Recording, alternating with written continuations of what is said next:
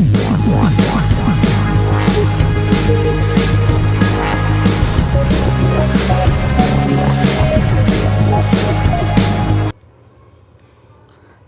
लाडक्या बहिणींनो, स्वागत आहे तुमचं आपल्या लाडक्या क्रिएटिव्ह मराठी या चॅनलमध्ये। तर पहा, लाडक्या बहिणींसाठी अत्यंत महत्त्वाचे अपडेट समोर आलेले आहे आणि ही अपडेट काय असणार आहे संपूर्ण आपण ह्या व्हिडिओमध्ये पाहणार आहोत। तत्पूर्वी आपण जर चॅनलवरती नवीन आला असाल तर नक्कीच आपल्या क्रिएटिव्ह मराठी या चॅनलला सबस्क्राईब करून बाजूच्या बेल आयकॉन देखील प्रेस करून टाका, कारण आपल्या चॅनलवरती असेच नवीन नवीन अपडेट पाहायला मिळतात। त्याचबरोबर योजना असतील, जॉब्स रिलेटेड अपडेट असतील, संपूर्ण अपडेट आपल्या या चॅनलवरती पाहायला मिळतात। तर चला आजच्या व्हिडिओला आपण सुरू करूयात, कोणताही वेळ न वाया घालवता। तर पहा, लाडकी बहीण योजना आणि यांच्या बँक खात्यात पैसे जमा होणार नाहीत। पैसे नवीन जाहिरात जी यादी आहे ती जाहीर झालेली आहे। संपूर्ण अपडेट आपण पाहत आहोत आजच्या चॅनलवरती। जर तुम्ही नवीन असाल तर नक्कीच आपल्या व्हिडिओला लाईक करा, शेअर करा जास्तीत जास्त। तर पहा, लाडकी बहीण योजनेच्या लाभार्थ्यांची संपूर्ण यादी अद्याप सरकारने जाहीर केलेली नाही, परंतु कोणत्या ना कोणत्या कारणांमुळे काही महिला या योजनेसाठी अपात्र ठरलेल्या आहेत। आणि का अपात्र ठरलेल्या आहेत याबाबतची जी महत्त्वाची माहिती आहे ती देखील आपण या ठिकाणी पाहत आहोत। अपात्रतेची नेमकी कारणे काय आहेत हे संपूर्ण पाहत आहोत। लाडकी बहीण योजनेतून काही महिलांना जे आहे ते वगळण्यात आलेले आहेत, रद्द करून टाकण्यात आलेले आहेत आणि नक्की यासाठी का अपात्र ठरलेले आहेत ते देखील आपण संपूर्ण डिटेलमध्ये पाहत आहोत। पहा, संजय गांधी निराधार योजनेचा लाभार्थी सुमारे 2.30 लाख महिलांना या योजनेतून अपात्र ठरवण्यात आलेले आहेत, अपात्र करण्यात आलेले आहेत, कारण त्या आधीच संजय गांधी निराधार योजनेचा लाभ घेत आहेत। इथे काय सांगितलं आहे, ज्या महिला संजय गांधी निराधार योजनेचा आधीच लाभार्थी आहेत आणि ते पुन्हा एकदा लाभ घेत आहेत अशा महिलांना या ठिकाणी अपात्र करण्यात आलेलं आहे।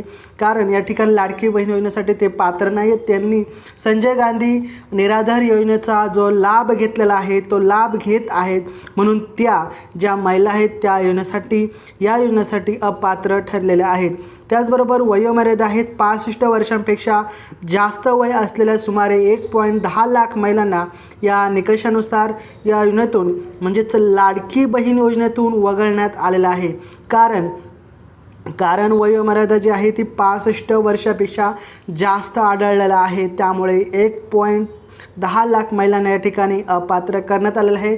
पहिलं कारण आहे, ज्या महिला आहेत ते संजय गांधी निराधार योजनेचा लाभ घेत असून लाडकी बहीण योजनेचा देखील लाभ घेत होते, त्यांना या योजनेतून अपात्र केलं आहे। दुसरे आहे वयोमर्यादा, या ठिकाणी खूप महत्त्वाचे अपडेट आहे।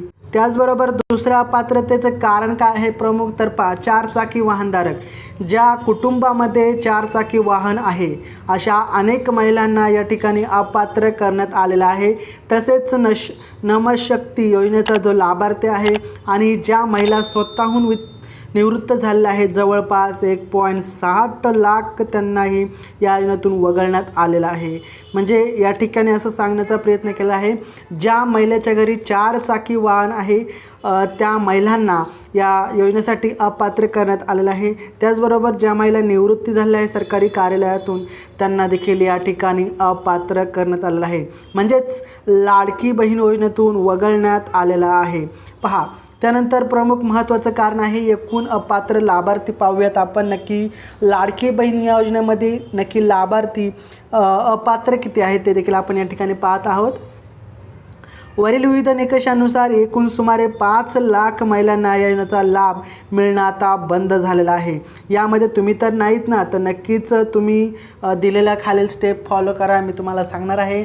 त्या निकषानुसार तुम्ही तुमचा अर्ज पाहू शकता, तुम्ही पात्र आहात की अपात्र आहात। एकूण अपात्र महिलांची यादी देखील आता जाहीर झालेली आहे। 5 लाख महिला अपात्र झालेल्या आहेत या योजनेसाठी आणि तुम्ही जर या योजनेचा या जे निकष आहेत त्या निकषामध्ये बसत नसाल तर तुम्ही या योजनेसाठी पात्र असणार आहात।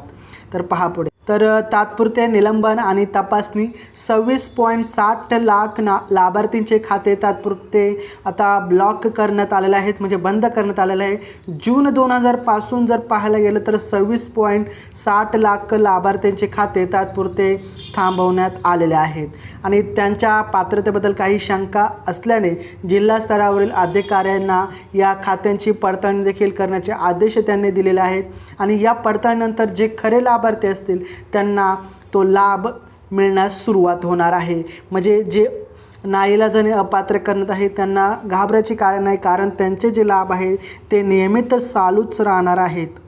त्यानंतर सर्वात महत्त्वाचं, तुमचे नाव या यादीमध्ये कसं तपासाल ते देखील आपण पाहूयात.